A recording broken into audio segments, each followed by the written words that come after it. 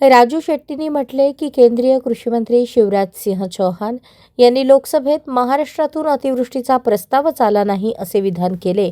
हे विधान 1001% खरे असू शकते, परंतु जर त्यांनी दिशाभूल करणारे वक्तव्य दिले असेल तर त्यांच्यावर हक्कभंग लागू होऊ शकतो.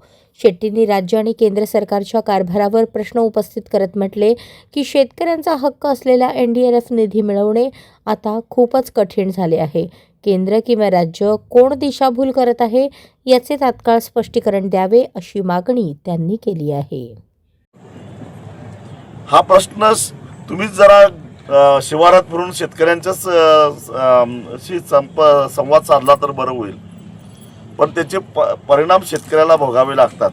हा नियम सोलापूरलाच लागू होतो मला वाटतंय, कारण पश्चिम महाराष्ट्रामध्ये म्हणजे सांगली, सातारा, कोल्हापूर जिल्ह्यामध्ये मोठं आंदोलन झालं आणि गेल्या वर्षापेक्षा यावर्षी 400-500 रुपये टनाला जास्त भाव शेतकऱ्यांनी आंदोलन करून मिळवलं. जर शेतकऱ्यांचा संघटनांना प्रतिसाद नसता तर मग हे आंदोलन उभं राहिलं असतं का? कर्नाटकातलं आंदोलन उभं राहिलं असतं का? आता सोलापुरातल्या शेतकऱ्यांनी अंतर्मुख व्हावं स्वतः.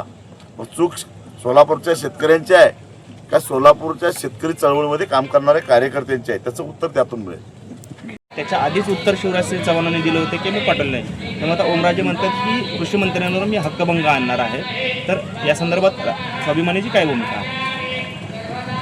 आता केंद्र आणि राज्य सरकारनं एकच करावं की एकतर बाप दाखवावं, नाही तर बाप मेला म्हणून श्राद्ध करावं. दुसरं काय?